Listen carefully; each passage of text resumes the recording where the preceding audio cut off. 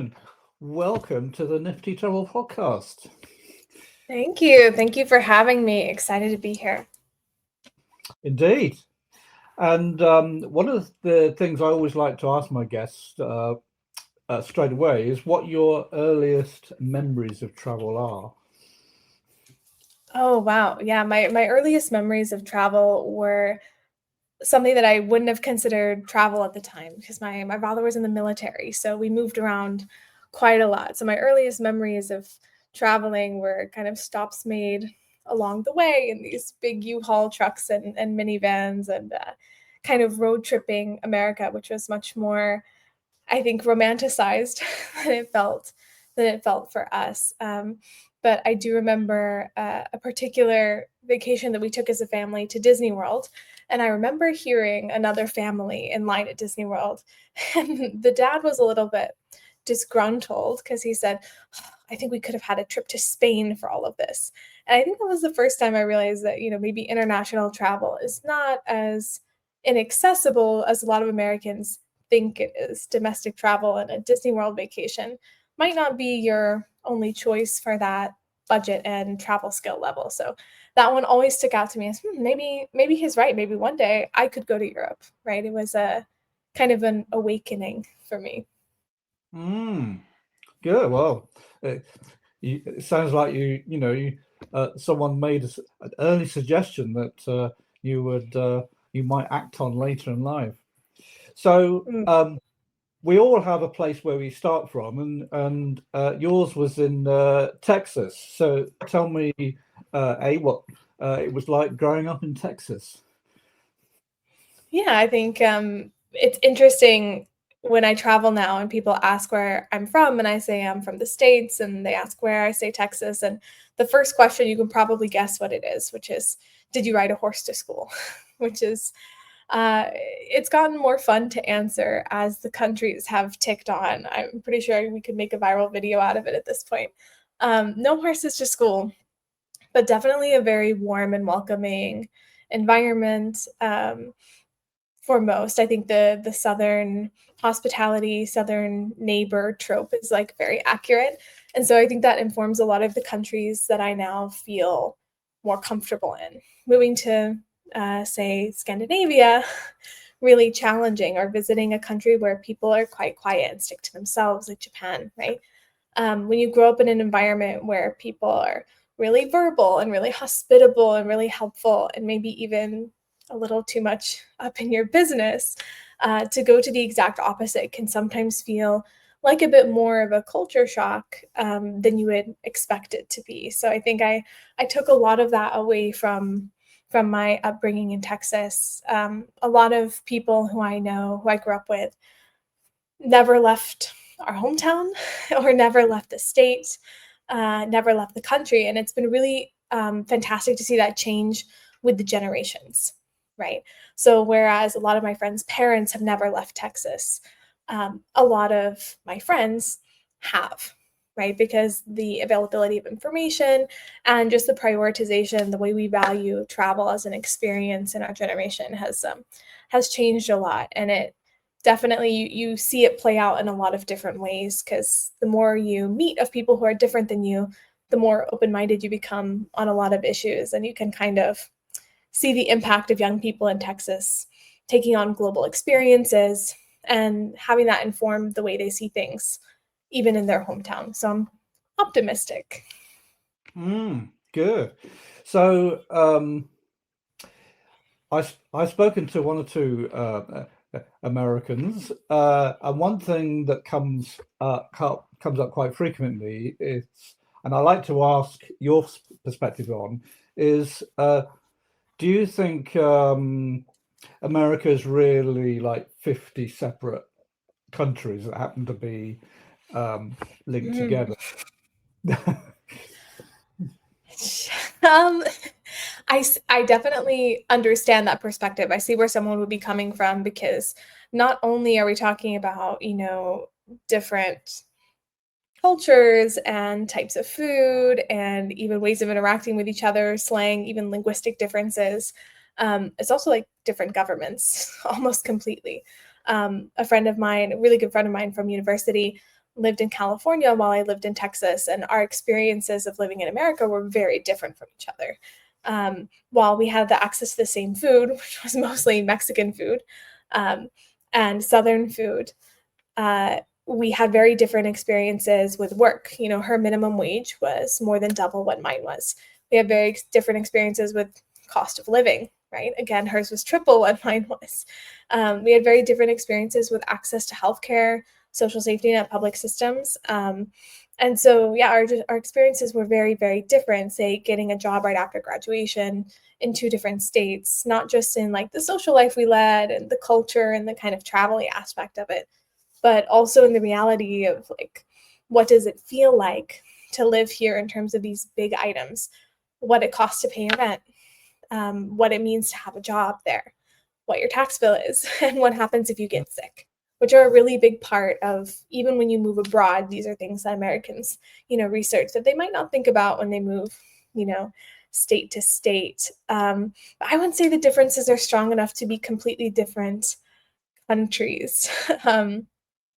But it's a good question. It's something to chew on. I would say I'm firmly in the camp that it feels like one country with a lot of variety, a lot of diversity, more like arbitrated into different regions. Yeah, I think you're right. I think you're right. Um, eh, I was asking you a bit of a teaser question there, really. It's an interesting one though. I would love to hear more perspectives on that, not just from Americans, but from foreigners who have traveled to America, because that's a fresh set of eyes and very a very different experience of being there, I'm sure. Yeah.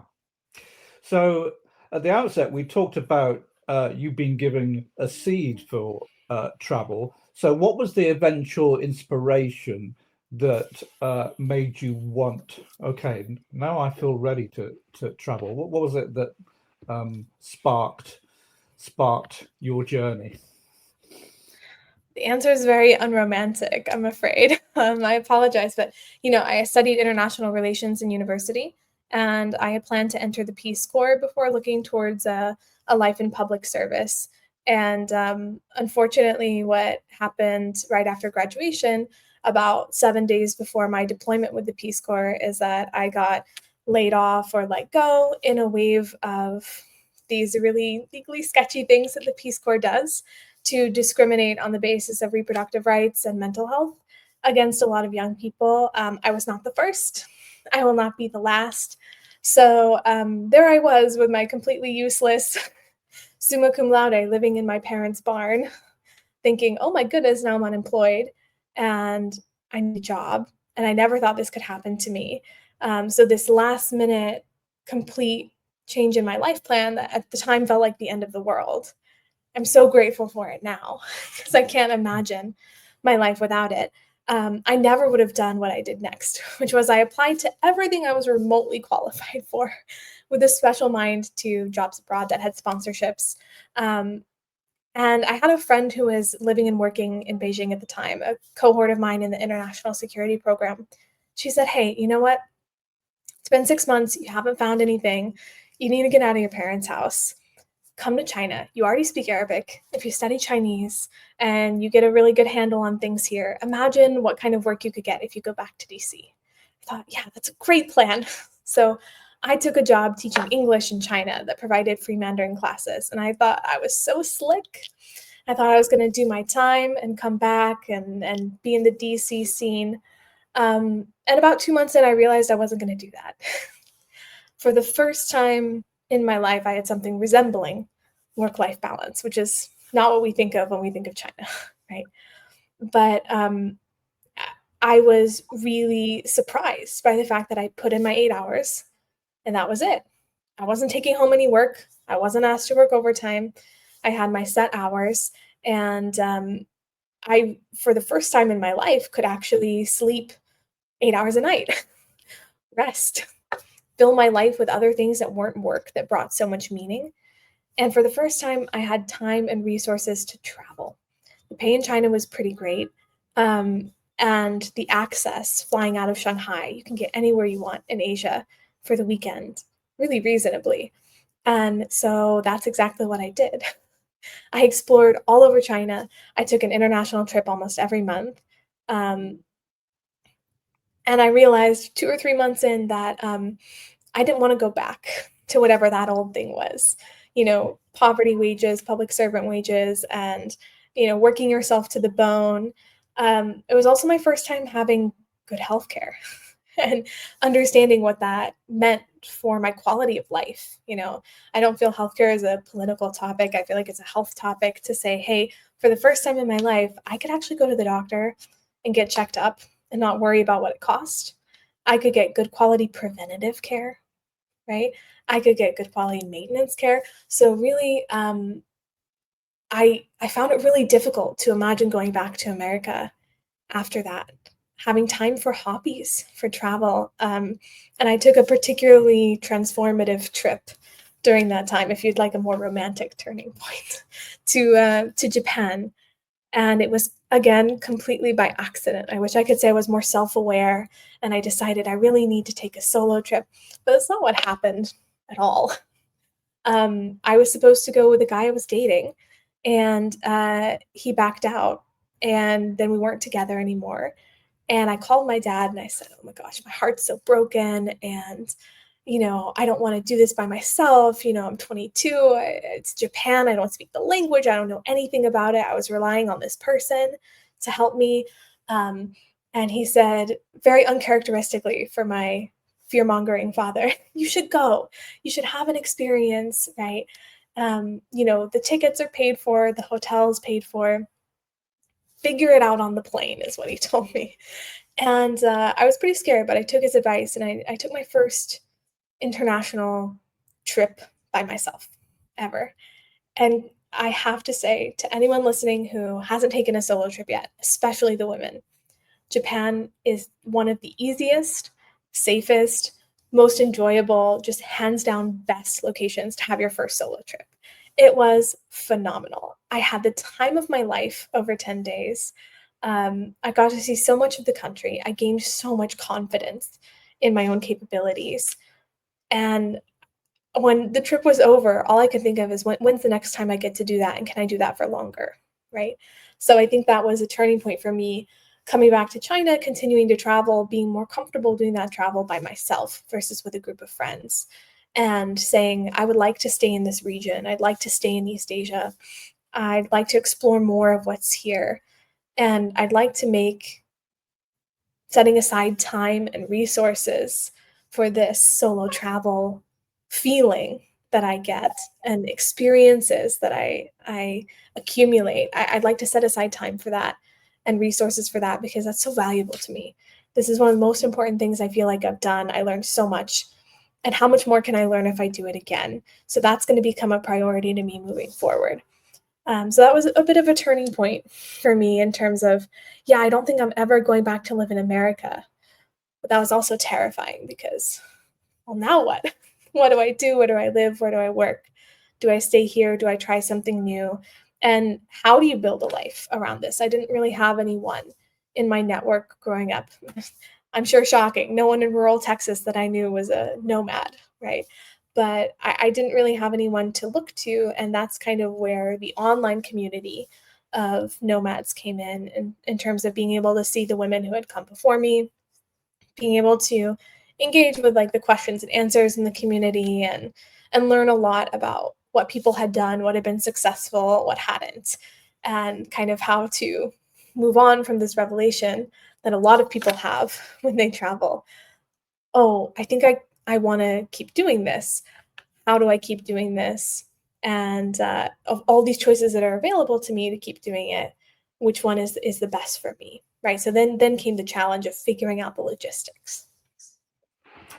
Yeah, well, it sounds like from a suggestion from a friend that it turned out to be a highly transformative experience. You not Mm. only um, found yourself going to a new country, uh, uh, teaching language to other people, but as you're saying, you had more time to discover the world around you, and I think that's the very transformative nature of travel, isn't it? It it gives you a whole new set of eyes. And you mentioned a number of things that I'm going to ask you about later. But I think what I'd like to try and grasp to start with is what your impressions of China were, and what it was like traveling around it, because no doubt had some sort of preconceived idea of what perhaps China would be like. So how did it all come together? You know, what were your impressions of China, and how did your view of it as a country sort of change the longer you were there? I'll tread carefully here because I did have a fantastic education. However, the particular university where I studied, the international relations program, really siloed you very early on into one particular region. So I always was a Middle Eastern specialist, right? That's always what I studied. That's what I read on my free time. That's the language I was interested in. That's what I wanted to do. That's what I cared about. And I said, oh, yeah, over there, those are the China people. Some of them are my friends. We hang out. And if I have a China question, I ask them, right? But that's unrelated to the work I'm doing, right? And if I could go back and change that, I definitely would. I wish I had had a broader education, specifically in terms of history and culture, right? We were taught a very good understanding in terms of, geopolitical systems, trade economics, not things that were actually useful to me in my daily life in China, right? So I think on arriving, I had armed myself with a lot of research that didn't end up being very helpful. And I learned how to gracefully tell people that you have no idea what you're doing. It was a very humbling experience. And I think if the only thing that people get out of traveling is that they learn to look like an idiot, then it's important. Because there have been times in my career where I needed to look like an idiot, right? To get something done, to learn something critical from a really important person. There are times when you need to risk looking like an idiot, at least. And that makes a lot of people uncomfortable. We all want to look like we know what we're doing. A lot of travel advice I see on the internet is about not looking like a tourist, not looking like a lost tourist, not getting scammed. And when they say scammed, they don't mean a safety thing, but just, not knowing exactly the right information. Look stupid. You have to look stupid. Sometimes you have to be willing to look stupid. And everything I learned about China that was real and human and personal came from admitting to my coworkers, to my neighbors, that I had no idea what I was doing, that I didn't know, right? Humility is really important to travel. And it seems kind of inverted, but it builds your confidence, right? So some kind of standout moments where instead of shaming me, my colleagues were always very gently helpful, right? In China, saving face and keeping face is very important. This idea of not bringing another person's shame or embarrassment in public, right? And we were at a work dinner, and I put my chopsticks, I kind of stuck them into my bowl of rice, right? Harmless enough. There was nowhere clean on the table to put it. Oh, no. It's a really big faux pas. You shouldn't do it. Putting the chopsticks straight up in the bowl of rice is reminiscent of the incense that you burn to the ancestors, and it's basically wishing death, and you really shouldn't do it. And I was just very gently corrected. So my colleague just reached across the table, removed them, just whispered in my ear really gently, right? And then got me a new pair of chopsticks. And all the cultural knowledge that I've acquired from China, I won't say all, but the vast majority has come from me making well-intentioned mistakes or asking for help when I really didn't know. And that's going to come across as, oh, she didn't do any research about this place that she lived. There's no amount of research, no amount of books you can read, I know, because I tried, that will allow you to really live comfortably with the full social knowledge that you need in China coming from abroad. Like, you really need to just jump head first and let people correct you and ask for help. While I won't make any kind of large-scale observations about the whole country of China, because I don't feel like living and working there for a year, you can make that kind of generalization about a country that big. I can speak specifically to Shanghai, which is that Shanghai is a really, really interesting place to be for foreigners, for nomads, for people looking to take a job abroad. I knew people working in marketing, people working in media, a lot of people working in tech. That's kind of moving to Shenzhen these days.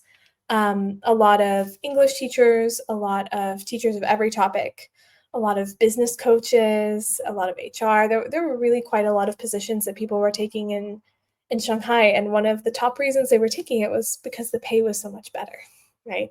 Mm. So nobody likes to talk about money. But when you live in a city like Shanghai, where you can either have a $20 rooftop cocktail or a $1 lunch from your local, cafeteria, you really do get to choose your lifestyle. And that's really helpful to someone like who I was, say a 23-year-old fresh out of school, right? Um, really trying to get my first legs in financial stability. Having a paycheck that large and being able to choose a lifestyle that cheap was really critical to making everything that came next possible. It was really, really, I would just say enabling, like just this idea that you have a lot more variety of choice in what your lifestyle costs. You can't go to London and say, yeah, I'm going to eat out for $1 on my lunch break at work, right? That's not a choice that you have, right? So just the wide variety of lifestyles that are available to you in Shanghai, choosing to spend more, have a little bit more glitzy lifestyle, choosing to spend less and maybe prioritize travel. That was something that I hadn't anticipated being such an advantage of living in Shanghai. The other thing is just the international community there pre-COVID. I don't really know how things are now. I was there in 2019, but what that was like for me was so cosmopolitan, so international. There's so much creativity. There's so much language exchange, cultural exchange going on. Coming from a small town, then going to a university town. Colonial Williamsburg is not exactly, New York. And really my first experience living in a big city was Shanghai. And I'm so grateful for that because I can't imagine a better large international city to start your career in than Shanghai, especially if you're planning to have a very globally minded, life moving forward. It's worth noting that working in Shanghai also has its pitfalls, right? Um, the advantage, obviously, is that most companies, when they're trying to hire a foreigner for a particular role, they really want a foreigner with a specific qualification for that specific role. And they will fly you to Shanghai and they will pay for your visas and they will set up your accommodation and they'll provide your, apartments and condos and everything. While it seems like a massive advantage, what you don't see later down the road is the power that gives them over you, right? So they've invested a lot in you. They really don't want to hear any complaints from you, these private companies. And they really don't want you to leave before you've had at least a year or two with the company and their investment has paid off. So while Chinese workers get certain labor protections within a large international company that's based in China, foreigners really have very little protection. And that's the way these private companies want it. It's really nothing to do with government structure or labor law. It's really specific to the way these private companies operate, which is that they keep their foreign workers in a separate silo almost, right? Like a foreign office, typically. It's administrated separately, and there's no human resources. There's no one to go to with a complaint, with a problem. And oftentimes, the higher ups know that and take advantage of that. And so a lot of foreign workers in different cities in China find themselves in very difficult positions. And that's not just China. The same is true in Japan and Korea. Over a lot of East Asia, higher paying positions for foreigners. The trade-off is that you have to really ask yourself, am I willing to put up with a lot? Am I willing to put in a lot of research to try and prevent having to put up with a lot? Because once I've signed this contract and I'm over here with this company, it's very difficult to change, right? So I think that was something that I wish someone had talked about and told me earlier on. And there are very legitimate and valid, often fear-based reasons why people don't talk about that. Some of them are contractual. Um, I will leave it at, if you're going to take a job in East Asia as a foreigner, I think it's a great stepping stone, especially when you're young. It's also a great diagonal move mid-career, especially if you're in a highly skilled position, tech, automotive industry, marketing. It's a great move. You really need to know yourself, and you really need to feel confident in your ability to research and know the company that you're working for beforehand, because you're putting a lot of trust in them. Because you as a foreigner will not have a lot of labor protection in that situation. Definitely not the same as, say, your Chinese coworkers. So something I wish, something I wish I had known, right? But overall, my experience in Shanghai was overwhelmingly positive. I love it so much. I've been back multiple times. I'm now, married to someone whose family is from Shanghai, and plan on spending a lot more time in the city. It's got to be one of my favorite in the whole world. And we went back for our wedding recently, and I have to say that it still feels like home. Every time I come into Pudong Airport, it's always going to feel a little bit like coming back home. And I don't feel that way about a lot of the other countries I've lived in, even if my experiences were very positive. So Shanghai has a way of pulling you back, and it was a very positive experience overall for me. It's changing very quickly, in the sense that in 2019, when I left, I would have told you it's really difficult to live outside of Shanghai if your Mandarin isn't fluent. And it's changing really well over time, to the point that if you want to come for a shorter period of time, the new visas that are available are fantastic. These 240-hour visas, these 30-day visas, while you can't do any remote work on them, it's a great trip to add to, say, a Southeast Asia trip, or working remotely from another destination and taking a vacation in China. The nature is some of the most underrated in the world. The Yellow Mountains reappear in my dreams frequently.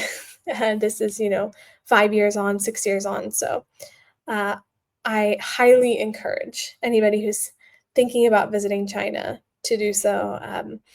I heard a lot of fear mongering and scare tactics from people who really loved me, and also from strangers prior to moving to China. And I'm really glad that I didn't listen.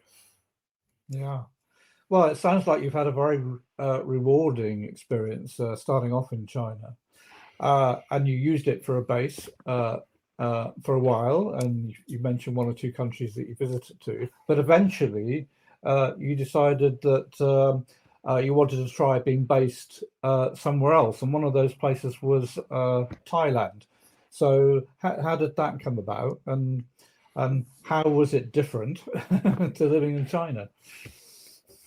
Yeah, of course. So when I left my job in China, unfortunately, it was to return to the States, because I had a close family member pass away, and I needed to go back for a funeral. And I kind of took that moment to reconsider what I wanted and what was really important. And something that had started to affect me in China was the air quality and the general cleanliness of food and water. So I had battled a parasite infection for the tail end of my time in China, and some respiratory illnesses due to the pollution. And at the advice of my doctors, and kind of at my own consideration, going through this kind of difficult time, I wanted to relocate to be closer to nature. Shanghai is a wonderful big city environment. It's not exactly what you would call a healing destination. So I was trying to focus on somewhere that would be really good for my respiratory health, really good for my mental health, and just slow down the pace of life a little bit. I loved how fast-paced Shanghai was, but at the time I was looking to slow down a little bit and kind of find my feet again. So I took a job um, in rural Thailand. Actually, I was helping build an English program there in the east of Thailand, and the hours worked really well for me. 7 to 4, with a lot of room for job growth, a lot of room for these additional responsibilities, and something I was particularly interested in, which was, professional development in linguistics and working on curriculum development. So we really had a great team and a unique chance to work on developing global curriculum for a new English program. And I really enjoyed being able to work kind of in my passion zone there. Living by the beach was definitely a factor.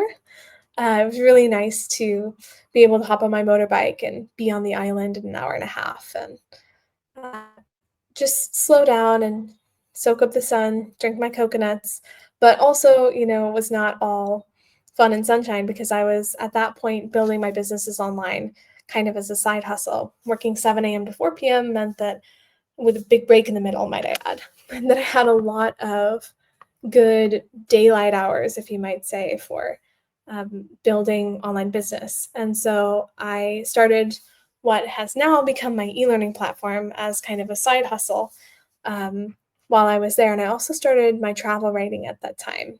A lot of rejections early in the beginning. So I'm glad I had that time to experiment when there was no financial pressure to make my writing my paycheck at that time. I really enjoyed living in Thailand.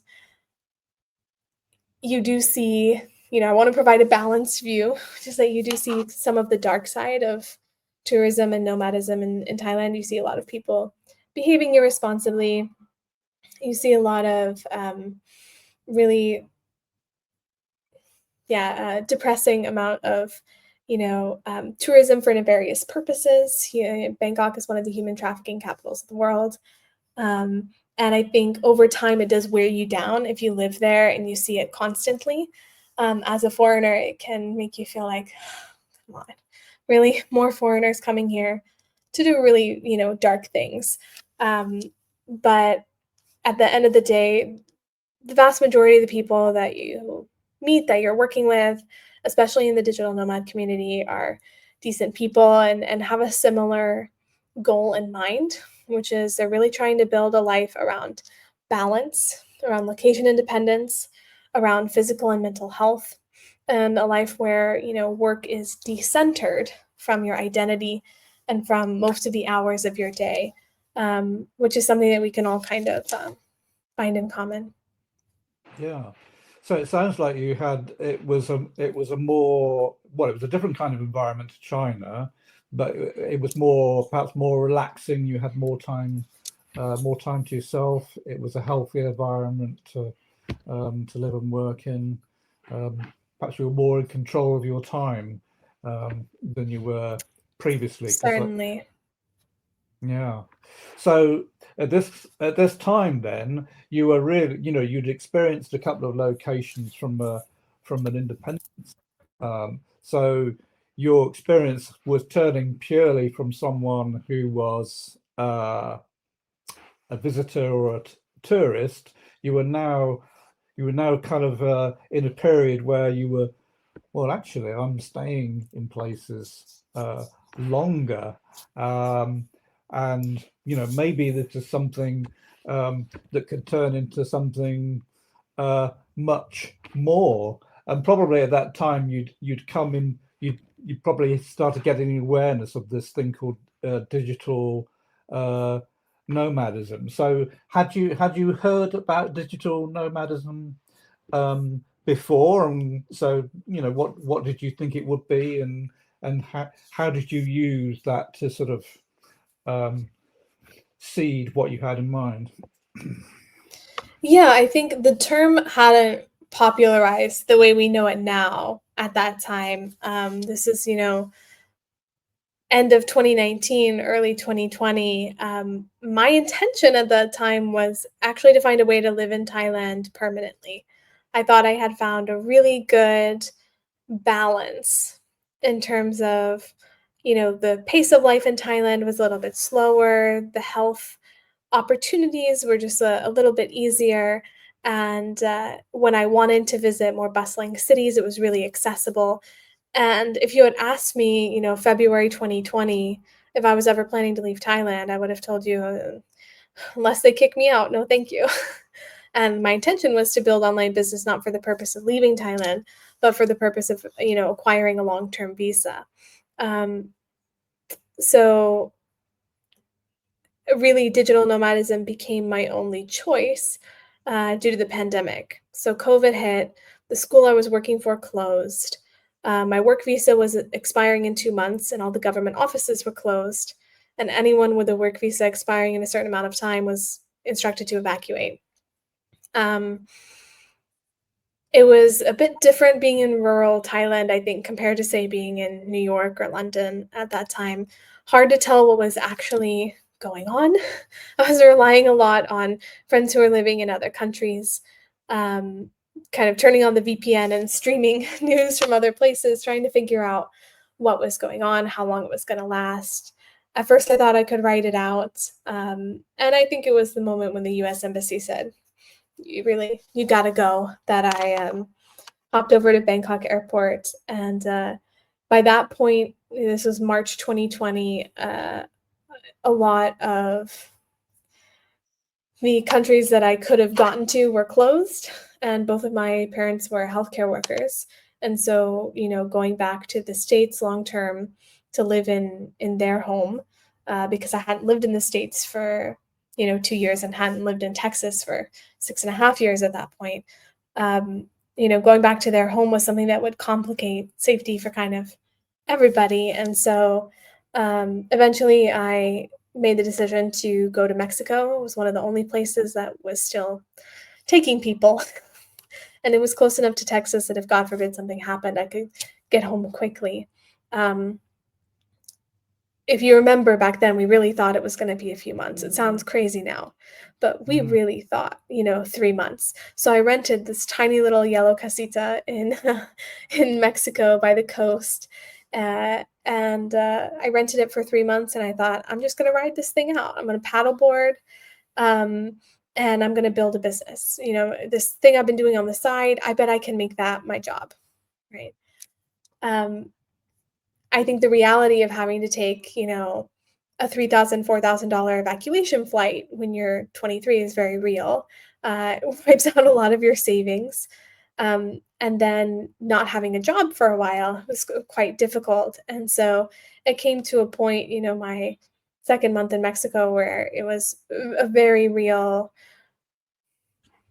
you have to make this work. No one's hiring, everyone's getting laid off. You have a business that works. You don't have the hours and the income that you need right now. You don't have enough clients. How can you turn this side hustle into like a properly functioning business? How can we reimagine the business plan, reimagine what we're offering to create something really unique that also meets the needs of this kind of very specific pandemic time? Um, so I hunkered down and I turned off my phone for about a week, and I really went to work and brought my side hustle back as a, full-time e-learning platform, sent out some feelers, started things going. Within a week, I was operating a pretty massive waiting list and hiring a team. And I said, okay, this is viable now, right? Um, I had no business experience. I had no accounting experience. I had no marketing experience. And, I think one of the most valuable lessons out of that time was that, of course, I wish it hadn't been the pandemic, but it would have had to been a push for me to get into digital nomadism, for me to have started my own company, which prior to COVID, really one of the only ways to be nomadic was to be your own boss, to work through entrepreneurship and to be the one improving your own location, right? Um, for me, I don't a lot of people, I think, can relate to this feeling that you never wanna start something until you feel 100% prepared, right? And one thing that I love from, one of my favorite books, The 4 Hour Work Week, right, is, this idea that, if it's important to you, right, someday it's gonna kill you, eventually it's gonna kill you. You have to just start because there's nothing wrong with correcting your course along the way. And that wasn't the mentality that I had at the time. And it really would have taken kind of an act of God to get me to take a chance on myself. And well, that's kind of what happened. So then I kind of let things stabilize. It's the end of my kind of original 3 months in Mexico. My business is thriving. I'm working a little bit too much, trying to scale my hours back. I've got a great team. And now I say, okay, well, now what? Because now I have an online company. Now I can work from anywhere. Now I make my own hours. Now I also have a team that I'm responsible for. Um, what can I do with this? It was still COVID time, so it was kind of difficult, but I decided to kind of try and see all of Mexico as responsibly as possible, renting cars and driving to different cities and renting apartments there for a little bit. And eventually I just sort of made my way down through central Mexico um, until the vaccine was available to me, and I went back to the States to get it and returned to my travels. So I made my way down through Guatemala and Colombia and really had a full South America tour and decided, okay, well, that's done. What's next? And found a way to head to Europe. And I think by the time that I was leaving South America for Europe, I realized this is really what life is for me now, right? I can actively choose where I want to live in a place that aligns with my values, with a lifestyle that I want for myself, with protecting my health, and with the experiences that I'd like to have and the things I'd like to learn, right? So that was kind of a turning point for me saying, well, yeah, I can go live in Europe if I want to. Um, and then when I took my digital nomad journey to Europe, I was living in Venice, Italy, right on the canals, with kind of a homestay situation and living for free in Venice and working and traveling all over Italy.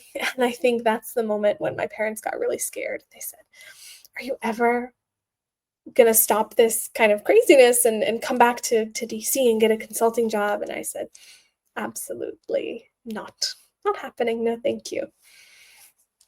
Yeah.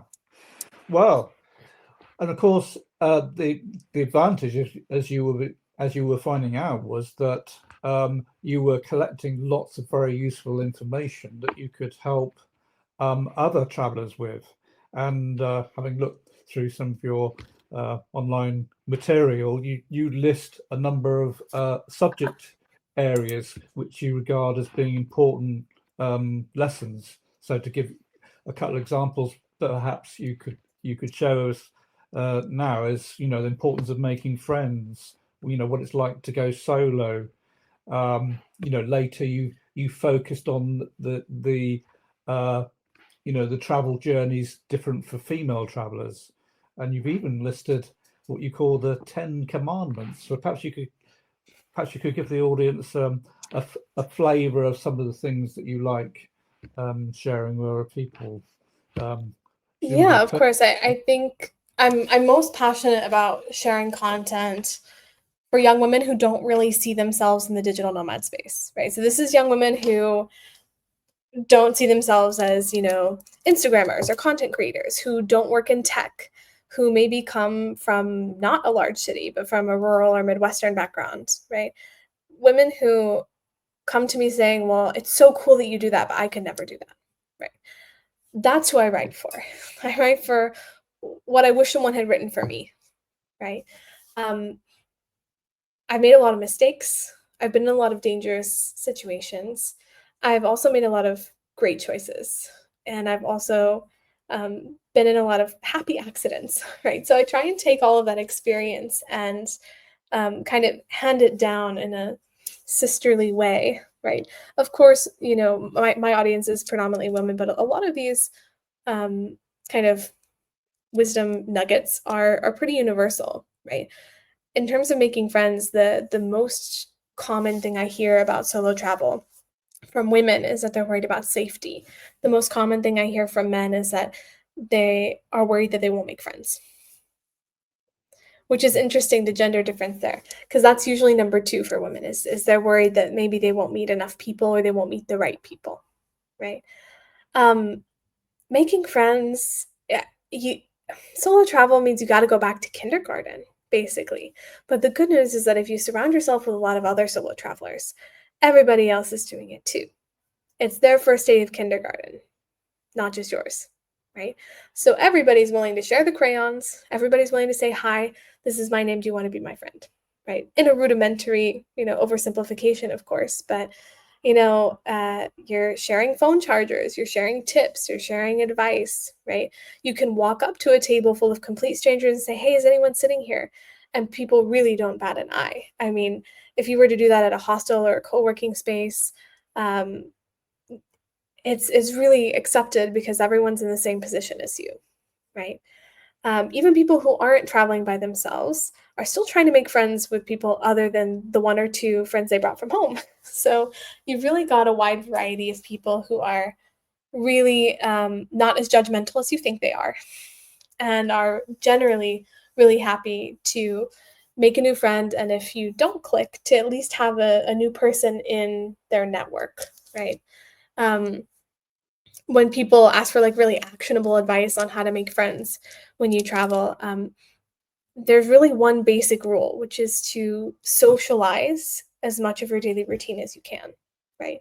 If I normally make my coffee at home, like, unless you're in Switzerland, just shell out the $2, get the coffee in a coffee shop, right? And really try and be social about your time. Instead of reading the book at home, right? Try reading it in the bookstore or the library or in the park. Um, when you give people an opportunity to talk to you and you give yourself an opportunity to talk to other people, that's really where you start making friends. If someone tells me that they had a really difficult time solo traveling and they were very lonely, it's usually because they booked an Airbnb by themselves or a luxury hotel by themselves. They didn't go out and do anything social, or when they did go out and do something in public, they made themselves really unapproachable. They had their headphones on, they had their head down, they, looked grumpy, right? And they didn't participate in any structured group activities, right? So in the unstructured, it's a lot about socializing your daily life, right? Um, a good example is how I met my husband, right? I was sitting at a bar in Albania, reading a book, right? And he thought that's so weird, who actually reads a book in a bar. And now we're married. So, socializing these parts of your life, it can feel scary, right? Going to a coffee shop alone is a bit more in our comfort zone. How about going to a Michelin-starred restaurant alone, or going to a bar by yourself?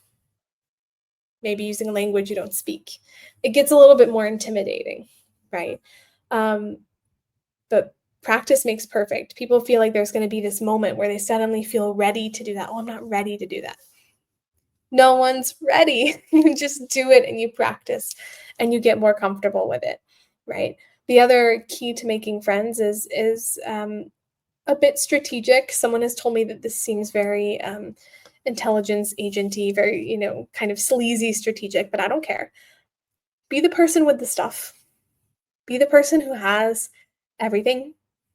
Be the girl with the phone charger, with the hair tie, with the extra sunscreen, with the power bank, with the map, with the data, right? Be the person who has this stuff. And then everyone's going to come ask you for this stuff. And you get to actually have a conversation with them, right? You can also be the person who gives stuff, right? There was a particular girl at a hostel I stayed in Romania, and she was always making Korean food, like a lot, like extra, to share with everyone and tell them a little bit of her culture and have them try the food. And also, strike up that first conversation. That first one's the hardest, where they're from and how long they're in Romania and what they're interested in and where they're going next. And um, these little things, maybe it sounds, doctored or fake to do that intentionally. Um, but I really don't care. Do it. Be the person with the stuff. Be the person who makes things, because even if it feels artificial to be doing that for the reason of making friends, I know men who do much more artificial things for the purpose of, say, picking up women at bars and feel no guilt about it. So I'll happily do it for picking up travel friends with the best of intentions. Um, I think it's not as hard as you think it is. And if you're someone who really struggles, if you're really introverted, I get this a lot. Oh, I'm such an introvert. I can't just be like you and go talk to a group of people, right? Structured activities might be for you. Guru Walk has free walking tours in almost every major city all over the world. I think the only gap I found was Kazakhstan, right? And you can meet a bunch of people, a lot of them other solo travelers, or people traveling with one friend, or, two friends who are really interested in meeting other people, and that's why they've joined the tour also. You can join a lot of language exchanges. Those are great. Pub crawls, I'm feeling a bit old for those now, but they're still a good old-fashioned way to make a lot of friends, lower inhibitions. So whatever, options are available to you that are more structured to meet people, um, those might be your best friend. If you're a bit more introverted and it's harder for you to do this unstructured stuff, right? Like socializing your daily life, doing more things in public. I actually got a tip from a flight attendant a few months ago that I've been taking to heart. Especially if you're traveling to a smaller city, have a really brightly colored scarf or handbag that you wear every day. And people really start to recognize you much more quickly than if you were an anonymous face. I had this happen to me when I was in Albania. I became the girl with the red purse, right? Um, and it really does. It seems silly, but these little things that you do to become more of a fixture of where you are, not just to meet other travelers, but to meet locals, right? My strategy, even when I want to stay in a private apartment, is to stay with an Airbnb host or with a homestay for at least the first few days that I'm in a country, because that's your local inn, right? In Sicily, that had me eating my birthday dinner with a private chef in Palermo with a bunch of these Italian grandmas. It was fantastic, right? So trusting locals when you think about making friends, not only making friends with other travelers, but also really trying to make friends with the people who live there. And if there's not enough time to make a deep friendship, to at least make kind of a positive connection with the people who know the most about where you're going. Yeah, I think you're right. Being intentional is an important aspect of it. When you were talking about scarves and handbags, I was thinking of perhaps hats.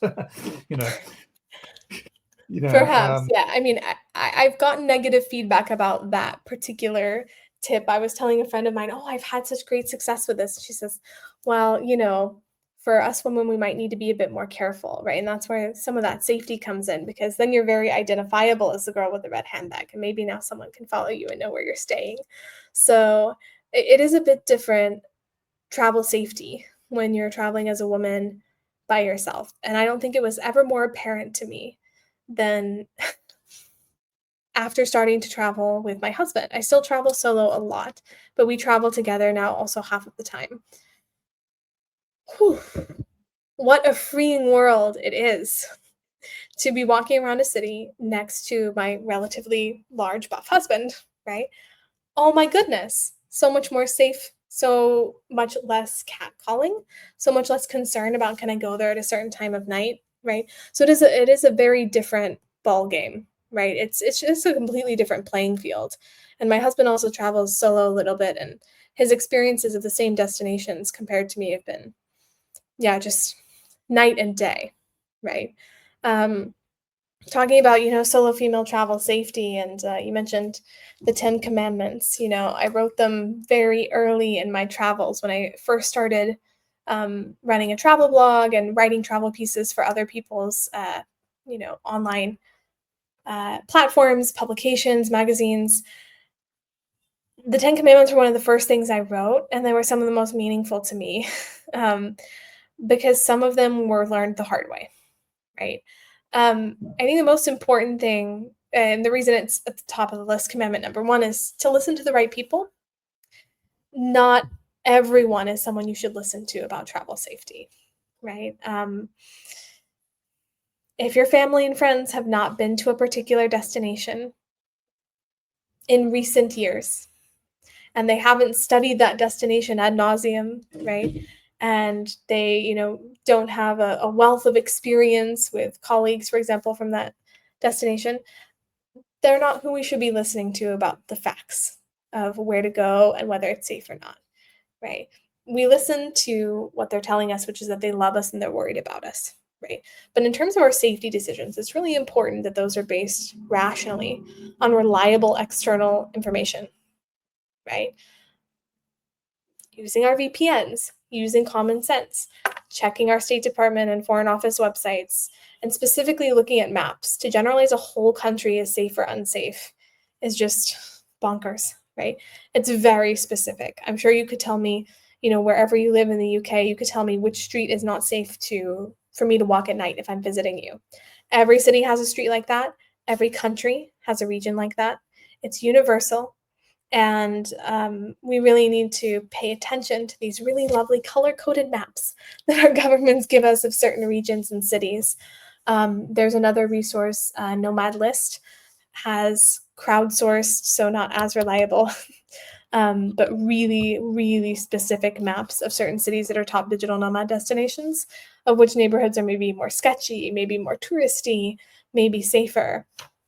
So just, bearing in mind who we're listening to, it should be locals. It should be people who have traveled to that place for extended periods of time in recent memory, and are really statistical sources, especially maps. Maps are our best friends, right? Maps are boring and unsexy, but they're a really important part of travel, right? And, a lot of the basic safety stuff everybody else knows, everyone knows these days to have offline maps, right? Paper and written addresses in case your phone gets stolen, right? Having, the emergency numbers of the country that you're in written down, right? But, there are other things that we might not think about inherently, like getting to know your neighbors, right? Like I said, if I came to visit you, you would know exactly in your hometown which street I need to avoid if I'm walking back from the shop at night alone, right?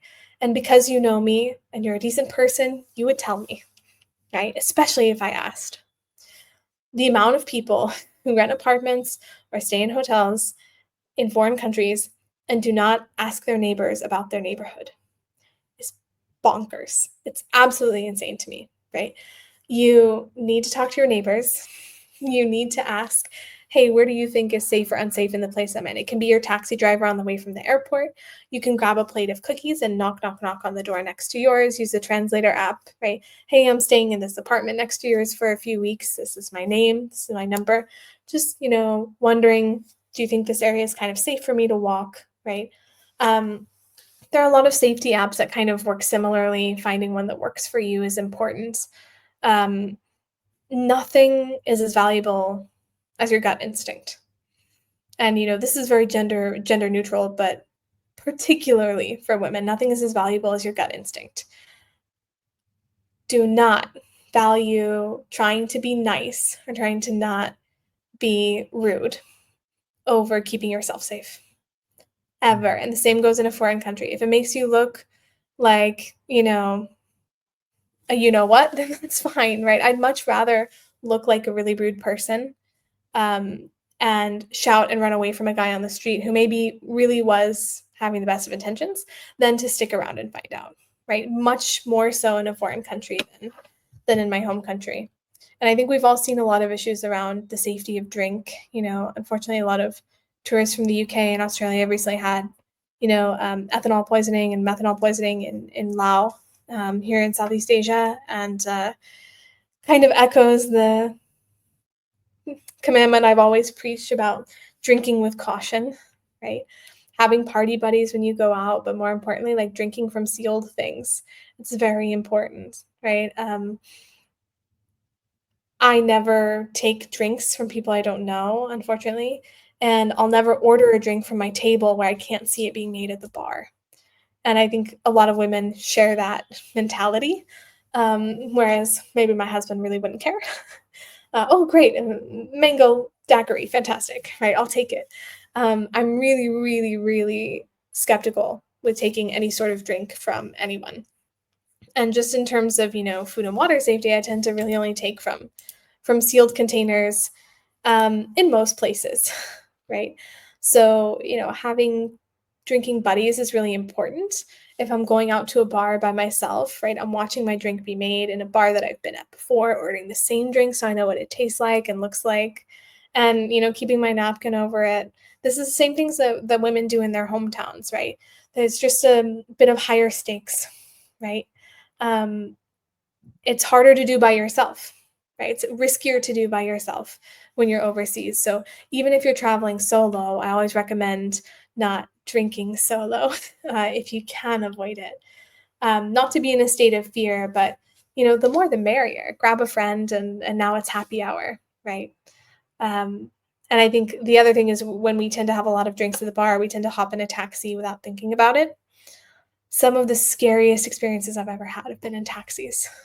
Like really terrifying, I don't want to bring the room down, but tucking and rolling out of a moving vehicle kind of behavior. Very, very scary, right? I don't sit in the front seat of the taxi. I don't put my luggage in the boot of the taxi. Keep it with me so that if I need to run out of the vehicle, I have it. I don't let the driver lock my door.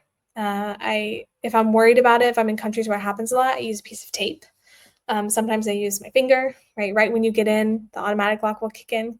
Kind of jam your finger on it, make sure it doesn't happen, right?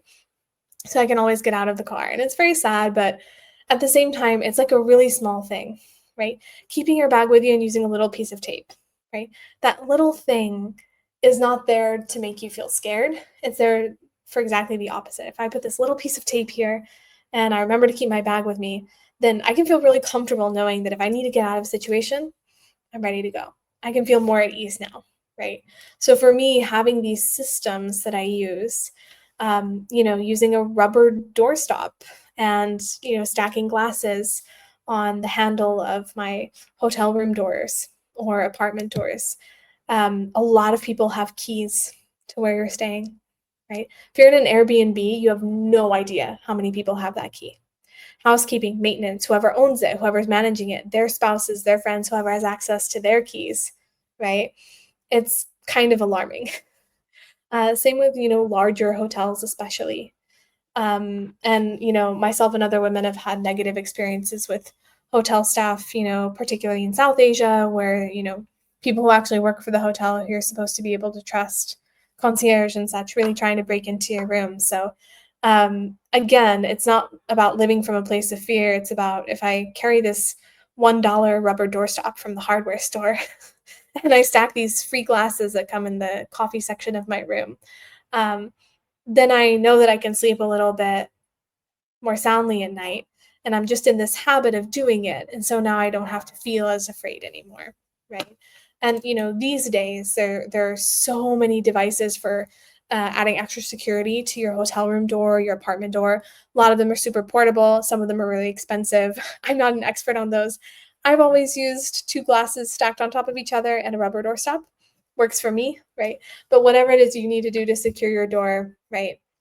These systems haven't failed.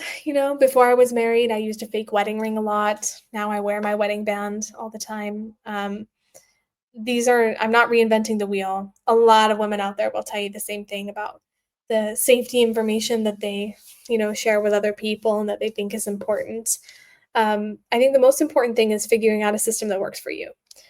Every woman is different. We're all traveling in different ways. Hostels, hotels, Airbnbs, rental properties, completely different situations. Some of us are working and living full time. Some of us are there for a week.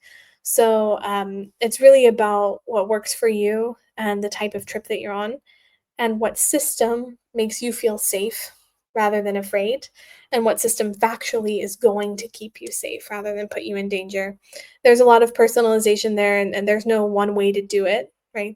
This is what works for me, but um, I've seen so many different options. It's a really wide spectrum of systems that women use to keep themselves safe when they're traveling solo, and there's so much for me to still learn from other women who do a really good job of this, but it's important to end conversations about solo female travel safety with this focus that it's not about living in fear. It's about creating systems that help you be in the habit of safety, feel safe, and stay statistically safer kind of on your everyday routine, just like brushing your teeth. Yeah, well, you're right to have thought about all these things in a great deal of uh, depth. And as you say, you learn a lot of these through experience. But I suppose to sum up this section, it's really all about well, it's preparation, isn't it, and a degree of common sense, and there's not, as you say, a one size fit all. I mean, the trepidation perhaps was greater than the reality. But yeah, The trepidation of doing it alone, of course, is something that's important to kind of tamp down so that we can actually do it, right? But I don't think I've ever seen someone who's traveled solo overstate the difficulty or the danger as a woman. I mean, um, but my experiences, including having been followed, having been groped, experiencing street harassment, running the gamut to, someone trying to break down my hotel room door in Thailand and, really do me some serious harm. Taxi drivers trying to take me back to their homes and kidnap, marry me. These are very real things that have happened to a woman with an international security degree, a high IQ, and a really good awareness of the world and solo travel. And most of them did not happen right in the beginning on my first trips, right? So I think while it's important to talk about empowerment and talk about the importance of, getting out there and really just taking your first trip, we also have to be honest about the reality. It is different for women traveling solo than it is for men.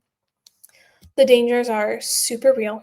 They are statistically and anecdotally just very, very real. And that would never stop me from solo traveling, right?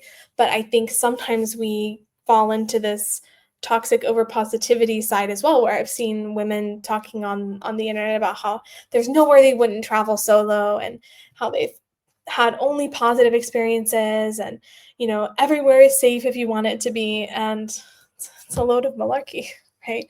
um, the world as a whole in general has never been safe for women. I'm not particularly safe in my hometown either, right?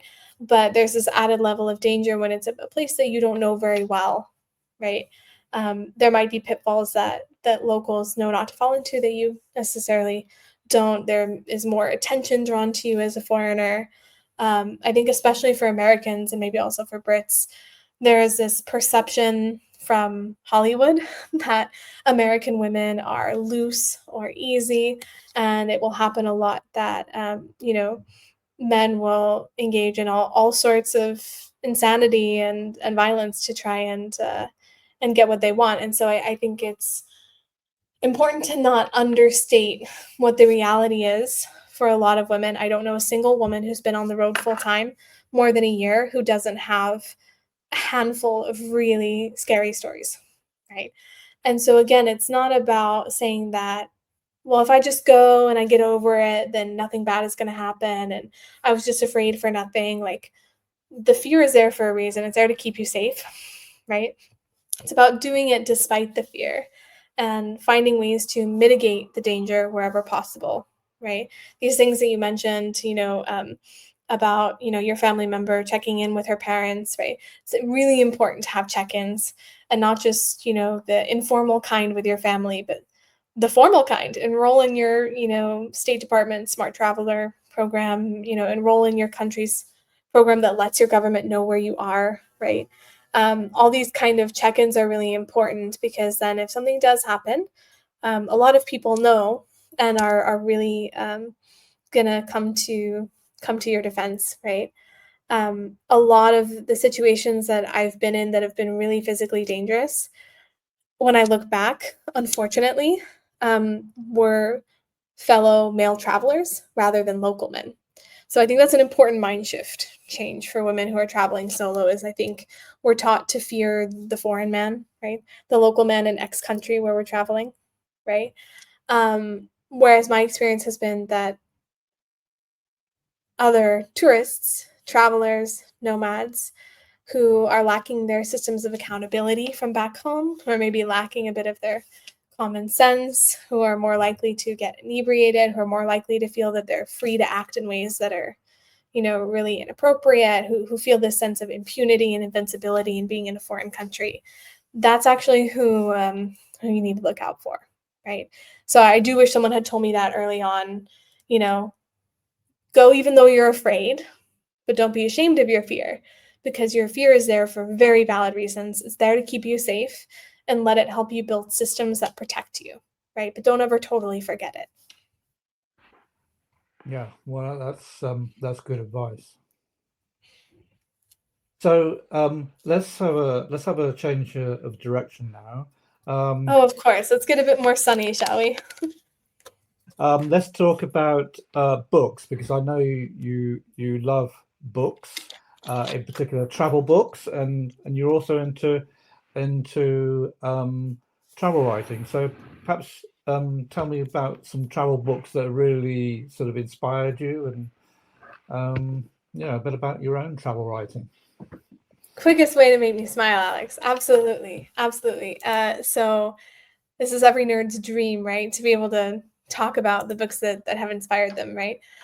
For solo travel, I think a book that I would recommend to everyone, especially to women, but I feel like it's very universal and more men should read it also, is called Alonement by Francesca Spector. Um, and it's about this concept of the difference between loneliness and just being alone, being with yourself, right? And so she spends a lot of time kind of walking through, in the first few chapters, kind of giving literary life to something that a lot of solo travelers feel a lot, which is, I'm not lonely, right? I'm just sitting with myself. And there's a lot going on, right, underneath that.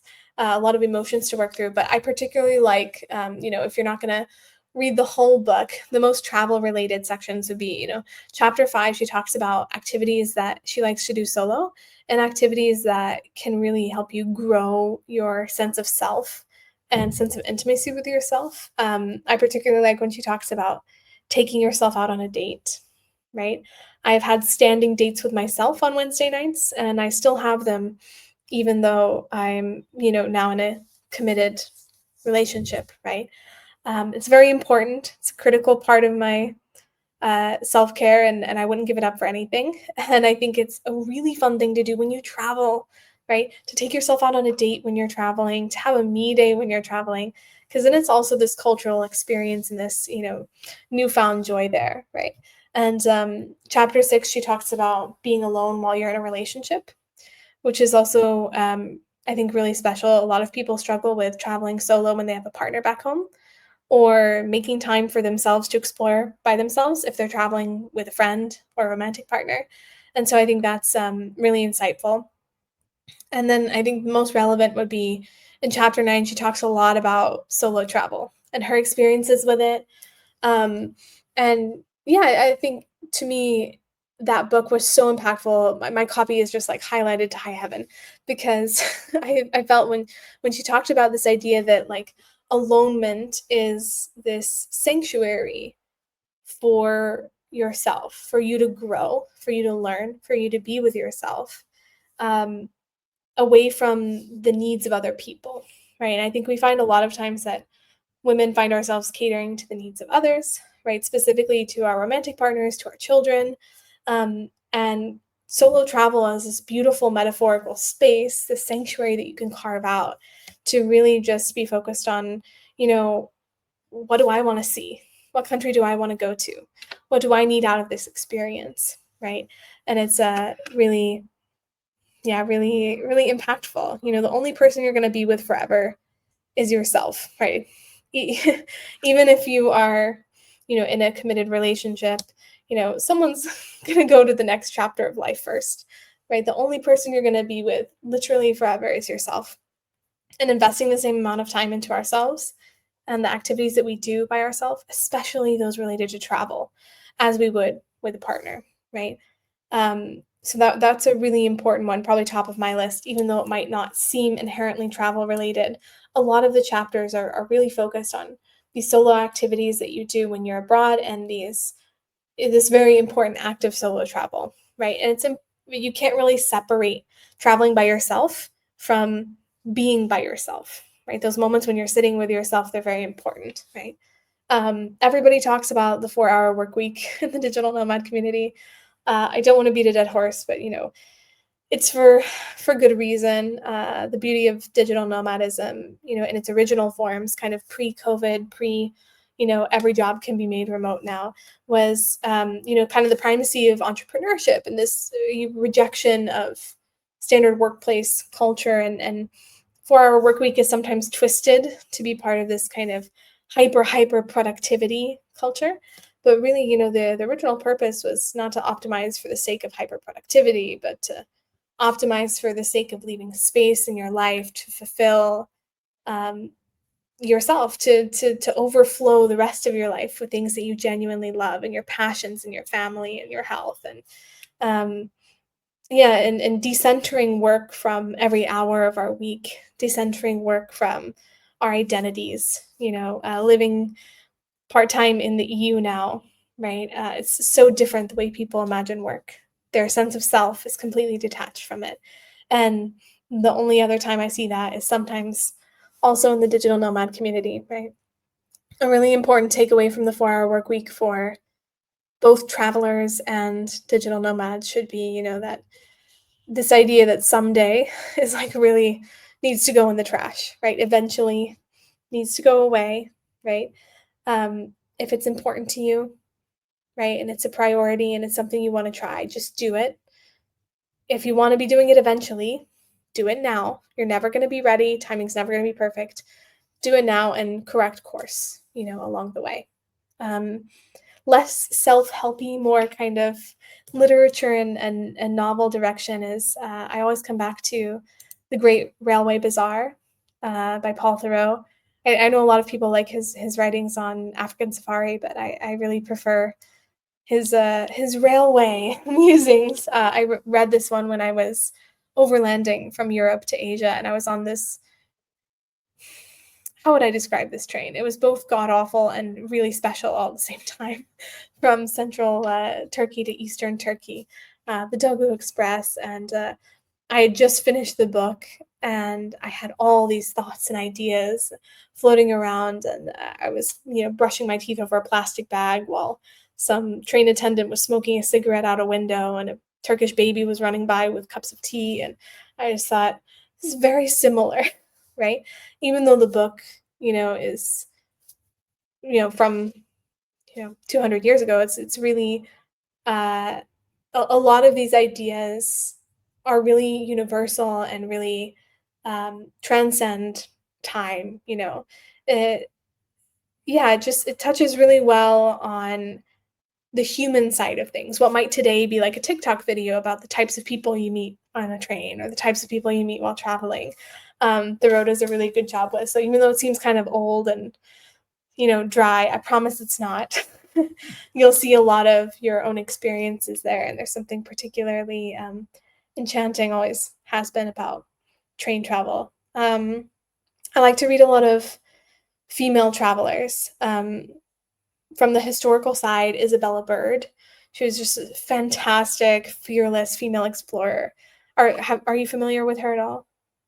I'm not, no, but I won't bore you with the details if you know her quite well, but she was just like fantastic. She was one of like the first female members, of the Royal Geographical Society, and she basically traveled all over the United States and Hawaii and East Asia in the late 1800s, 1880s, and gosh, she was just spectacular. And she has this really ballsy writing on East Asia and on Hawaii. Her writing on the US is most famous, but I really much prefer her writing on East Asia, the Yangtze Valley and beyond, a few other ones. Anything she's written really on China, Japan, Korea is really, Hawaii is really, really fascinating. And it's nice to have this reminder from time to time that we've come from a really long line of women, upsetting their families by doing everything that they've been told was dangerous and improper, and seeing the world by themselves. And it's really fantastic. In terms of the best of women's travel writing, volume 12 was compiled by the fantastic travel writer Lavinia Spalding, and that one's particularly impactful. But I do think they have had more volumes since I last read. And the memoir, What I Was Doing While You Were Breeding, which touches really well on this transience and how it affects human relationships, right? When people are traveling and they're really moving really frequently, it induces this sort of vulnerability, right? But it also dulls consequences and accountability, right? And so relationships can be very intense, and they can also be really chaotic and catastrophic. And so, both in friendships and romantic relationships, it's also just a female nomad battle cry in a lot of places. Fantastic read all around. But in general, I try to not think of travel literature as literature about travel. What I would really recommend everyone to do if they're interested in reading related to travel is to actually read literature, preferably, in translation, from the places that you're interested in traveling or planning to go, right? When I'm in the Balkans, I read Balkan authors, right? When I'm, in China, I read the, translation of The Monkey King, right? So reading classic literature and also modern literature where you are or where you're planning to go in translation is kind of what I would consider a more effective version of reading travel writing, because it's so specific to the place that you're going, and you get to see what authors kind of really, what they think of their own countries and how they view kind of different social issues within them, even through the lens of fiction. So it's very informative and gets you knowing a country a lot better, a lot more quickly. And it's also just very fun to hop into a bookshop in a foreign country. I'm sure you've had that experience, right? Um, popping into a bookstore and really asking the staff, say, hey, I haven't read any or very many authors from your country. I'd like to try something. What do you recommend? And that's really where a lot of the most fantastic reads that have been really specific to a city, a state, a region have come from. First one that comes to mind is Sarong Party Girls for Singapore. I hopped into a bookstore in Singapore. I was there for 3 days and a stopover, and I popped in and I asked one of the younger staff members, hey, I'm in Singapore for a few days. I don't think I've ever read any Singaporean authors. Can you recommend something? And she gave me this big stack, and I came away with it. And I've never had a better understanding and a better validation of some of the things that I've seen, in East Asia than reading Sarong Party Girls. So yeah, very, very interesting. I would love for us to move away from reading about places through the lens of Westerners who travel there, and focusing more on reading about places from the lens of especially young up-and-coming authors and classic authors who have a wealth of perspective to give us on this place that they live. Well, that's what travel gives us all, isn't it? Is perspective, and as you say, if you want to look into the looking glass, then you can't do better than to read the perspectives of people who enjoy traveling around a particular location or region. So, well, it's been absolutely marvelous having a chat to you. I can see we could easily talk on a ton of travel topics for hours, and we're almost ran out of time. So I do very much appreciate you spending the time to having to chat to me and our audience on quite a wide range of topics. I suppose the last thing I wanted just to slip in, I suppose, is you've probably in your travels noticed the way people are traveling are changing. Would you say that is happening? Are people looking at the world we travel in differently to, say, 5 years ago? Oh, absolutely. And I think a lot of that is structural. Before, you really had to have a fire for entrepreneurship and for living a really alternative life to have digital nomadism be any part of your life, to work remotely from a foreign country. It was a really alternative choice, right?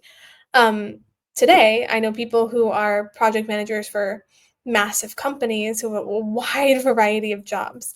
Dance instructors, human resources, accounting, software sales, who work remotely for really large companies for short or long periods of time, and live what other people might call a very kind of normal life, right? So one thing that's changed about travel in the past 5 years is the ability to incorporate it in small doses to what's considered a normal life, or the ability to really transplant your life to another country, even if you have what's considered a 9 to 5 job or a traditional office job.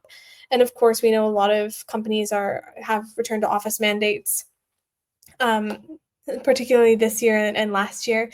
And so we're seeing a shift there. But a lot of people, especially in my generation, are opting to quit their jobs and move to other ones or move to entrepreneurship rather than be forced to return to office. So we're seeing that travel is more accessible than ever. There's so many more different ways to travel, taking a month to work and live remotely from a foreign country and then returning kind of to your home base, having a home base in a particular country and traveling half the year. And these are things that are not only limited to entrepreneurs anymore. Remote work has become so much more diversified, right? But another thing that we're seeing a lot of is really intentional travel, right? I want to go to this place for this particular reason, and it's not a tourist attraction, right? I want to go to this place because I want to get health treatments there. I want to go to this place because I want to experience learning that particular type of dance, right? So we're seeing the rise of really intentional travel. Before, the only thing we had kind of similar in this group was maybe medical tourism or ecotourism, but we're seeing a really wide variety of very intentional travel choices. Um, and people being able to make those because the accessibility has increased so much. Um, I think we've moved away from the only way to live abroad is to take an in-person job abroad. And we've moved a lot towards, even if I have a regular 9 to 5 working for a company in my home country, I can still incorporate travel into my life in a meaningful way in longer term travel than any generation before me. And finally, we're seeing a kind of a rise of slow madism, where the OG digital nomads and the people who work remotely full time and want to travel full time, moving very slowly, right? Um, Really trying to stay in a place for 3, 4, 5, 6 months, if not a year. And one thing that we're seeing to enable that is the rise of digital nomad visas. Some of these are not digital nomad specific visas. A good example is, Hungary has always had this white card for residency, right? It's not a specific Budapest digital nomad visa. It's a repurposing of a visa that existed. Just like in Mauritius, there was a pre-existing visa for retirement that's, now a visa used for digital nomads, right? So we have a lot of great long-term digital nomad visas for people who want to travel really slowly, really meaningfully, stay in a place for 6 months, a year, or even relocate for 2 years, 4 years, right? And use that as a base and travel very slowly within that region, right? This is a trend that we're seeing really improve because the structure is available now. Some of the digital nomad visas that everybody knows about, Spain, Portugal, Croatia, Greece, these 1 year, 2 year visas in rather over touristed destinations, right? I would love for more people to know about some of these lesser known digital nomad visas that allow people to do this newer type of travel that we're seeing. Malta is the OG digital nomad destination. This has been around, forever. It's a great option for higher earners because you've got that 10% flat income tax, a 4 year visa, right? Malta's been around forever. There's nothing new there, but there are a lot of cool, new, exciting options. Romania is one of them, one of the fastest internets in Europe, a really just very rapidly growing remote work and digital nomad scene, especially in tech. Um, with a kind of a higher income requirement. Basically, the Romania digital nomad visa is the Dubai of Europe, right? 4K a month, but 0% income tax, right? So you're seeing the rise of really interesting programs that allow people to go. Some other options are Hungary, Finland. Again, Hungary is that white card. Finland is the self-employment visa. They're both being repurposed as digital nomad visas, right? Montenegro has a new one. So does Albania.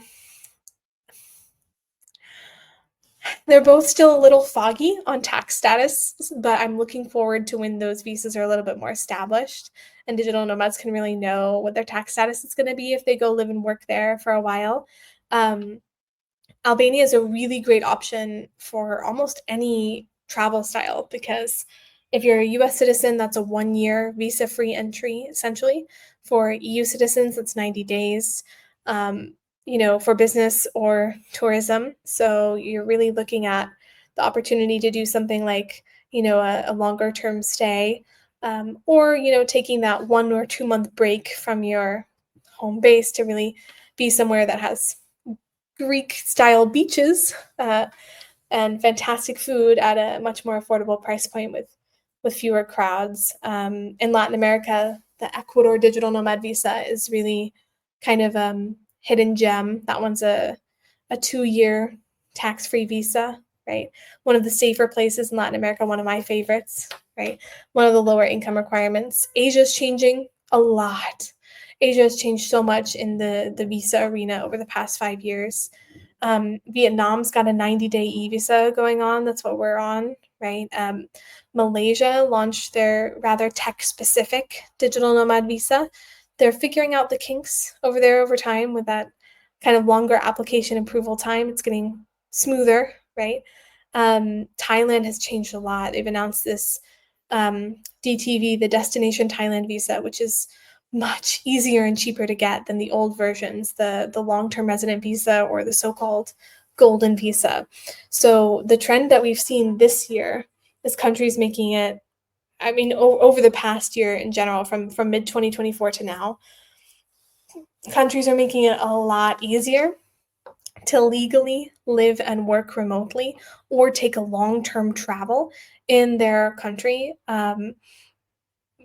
conveniently, cheaply, affordably, and legally, right? So no visa hopping. I think when we see this trend towards slow, meaningful travel, and this trend towards travel needing to be something that we have to work while we do. We want to be in Europe for 2 months. We're going to work while we're there, right? Remote work becoming kind of almost inseparable from travel for a lot of people, especially when we're talking long-term travel. These digital nomad visas can be game changers. And I'll end with as we see a lot of polling out of the US showing that a lot of professionals my age are looking to relocate over the past 3 or 4 months. They're really looking to leave the States. It's become a priority for them. Having this wide variety of options for legal long-term residency as a home base for regional travel or just to really explore that country intensively. These options, these long-term options for 1 to 4 years are really going to hopefully be taken advantage of. Yeah, and hopefully so. The one thing that travel gives you is, well, one thing it does to you, it gives you that decision-making mechanism. The more you travel, the more you which countries have that meaning for you, and I'm sure you've got your list. We each have our own lists of meaningful locations, and the sorts of things you've been chatting about today. Well, it's getting easier, as you say, to become more intentional, and certainly the more people that know about it, more people will do it, and it's good for the economies for each of those countries that do it the best.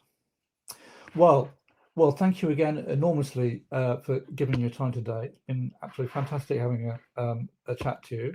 I do hope that you enjoy your stay in Vietnam, and congratulations again on your recent marriage. I hope your travel and professional future go well, and well, we'll no doubt stay in touch. So thank you very much again Well, for thank you coming. so much for the opportunity to come on today. It's always exciting to be able to talk about travel and especially about travel books. No one's ever given me that opportunity before, so I will always be grateful for that.